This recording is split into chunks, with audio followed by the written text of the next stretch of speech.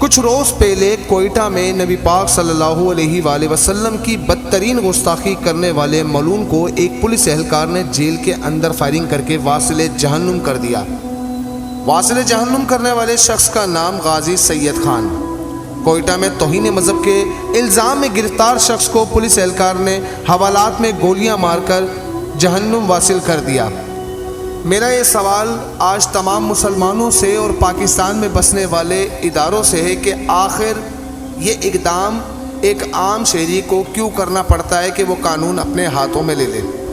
گزرے ہوئے وقتوں میں ہم نے دیکھا کہ آسیہ ملعونہ کے کیس میں کس طرح سے حکومت نے اسے باہر نکال کر سیف سائڈ کر دیا اور امت مسلمہ کے دلوں کو چھلنی کر دیا۔ ملک پاکستان میں عدالتیں ٹھیک طریقے سے کام نہیں کرتی، اسی بحاف پر کئی لوگ قانون کو اپنے ہاتھوں میں لے لیتے ہیں۔ یہی وجوہات کچھ ہم نے پچھلے کیس میں بھی دیکھی کہ جب مبارک ثانی کیس میں اتنا بڑا معاملہ ہم دیکھتے آئے کہ قاضی عیسیٰ فائز نے ان کے حق میں پہلے فیصلہ دیا، اس کے بعد جب ان پہ پریشر آیا تو 2 بار بریک پہ جانے کے بعد فائنلی انہوں نے فیصلہ مسلمانوں کے حق میں کر دیا۔ اب سوال یہ ہے کہ کیا اسی طریقے سے پریشر قائم کر کے ہی کیا جائے گا؟ تو مجھے بتائیے نا کہ پھر عدالتوں پہ بھروسہ کیسے کیا جائے گا؟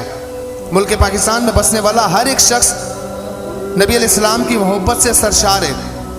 سیاست کے نام پر چاہے ایک دوسرے سے اختلاف رکھیں، لیکن نبی علیہ السلام کی محبت کے لیے ہمیں کسی اختلاف کے لیے ہمارے پاس کوئی گنجائش نہیں ہے۔ جب نبی علیہ السلام کی شان میں کوئی گستاخی کرے گا، چاہے وہ پشتو زبان بولتا ہو، چاہے وہ بلوچی زبان بولتا ہو، چاہے وہ پنجابی زبان بولتا ہو، پھر وہ چاہے اردو بولتا ہو، نبی علیہ السلام کی شان اقدس پہ پہرا دینے کے لیے ہر ایک شخص اپنی گردنیں لے کر حاضر ہے۔ لیکن ایسی نوبت آتی ہی کیوں ہے؟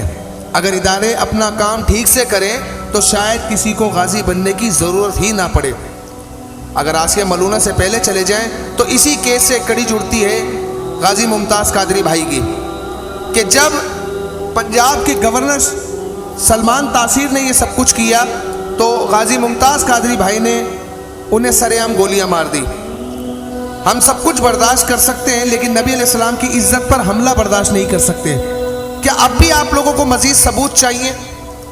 آپ طرح طرح سے یہ کوششیں کرنے پر مجبور ہیں اور آپ ہر بار یہ دیکھتے ہیں کہ مسلمان اپنی جان کی بنا پرواہ کیے وہ اس آگ میں کود جاتا ہے کہ چاہے میں جل کر بھسم ہو جاؤں، میرا کچھ نہ بچے، میں سب کچھ قربان کر دوں، لیکن اپنے نبی کی عزت و حرمت پر آنچ نہیں آنے دوں گا۔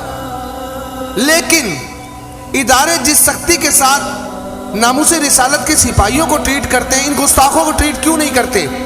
آخر پاکستان میں یہ کس قسم کا معاملہ ہے کہ اسلامی جمہوریہ پاکستان ہونے کے باوجود یہ اسلامی جمہوریہ پاکستان میں سوشل میڈیا بھر دیتے گستاخیوں سے، کوئی نے کچھ نہیں کر پاتا، کوئی نے پکڑتا ہے تو لوگ کہتے ہیں کہ جی یہ بلاسفیمی کی آڑ میں سب کچھ کرتے ہیں۔ کب تک یہ تماشا چلے گا؟ یہ گستاخیاں کرتے ہیں، ان کے ثبوت پائے جاتے ہیں، تبھی کوئی اپنی جان کی، اپنی فیملی کی پرواہ کیے بنا اسے ٹھوک دیتا روڈ پر، کیونکہ عدالتیں، ادارے اپنا کام ٹھیک سے نہیں کرتے۔ ایک بات اداروں کو واضح کرتا چلوں کہ کوئی بھی مسلمان اس معاملے میں انچ برابر بھی کمپرومائز نہیں کرے گا، بلکہ میں یہ بھی ساتھ بتاتا چلوں کہ مجھ جیسا گناہگار سمیت ہر ایک شخص یہ دعا کرتا ہے کہ یا اللہ ہمیں چن لے، ہم تیرے نبی کی ناموس پہ قربان ہو جائیں۔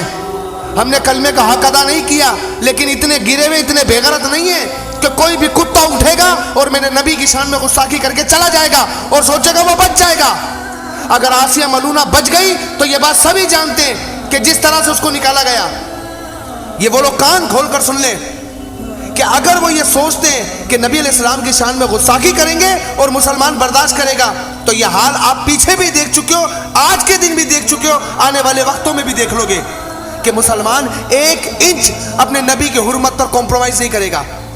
ہم تمام لوگ سلام پیش کرتے ہیں قاضی سید صاحب کو جنہوں نے یہ اقدام کیا۔ ہم سب کچھ برداشت کر سکتے ہیں، آپ کی مہنگائی برداشت کر رہے ہیں، آپ کے ٹیکسز برداشت کر رہے ہیں، آپ کا ہر ظلم برداشت کر رہے ہیں، لیکن یہ قطعاً برداشت نہیں کریں گے کہ کوئی میرے نبی کی شان میں اٹھے اور کتا بھونکے۔ پھر اس کتے کا حال یہی ہوگا جو اس شخص کا ہوا۔ السلام علیکم ورحمۃ اللہ وبرکاتہ۔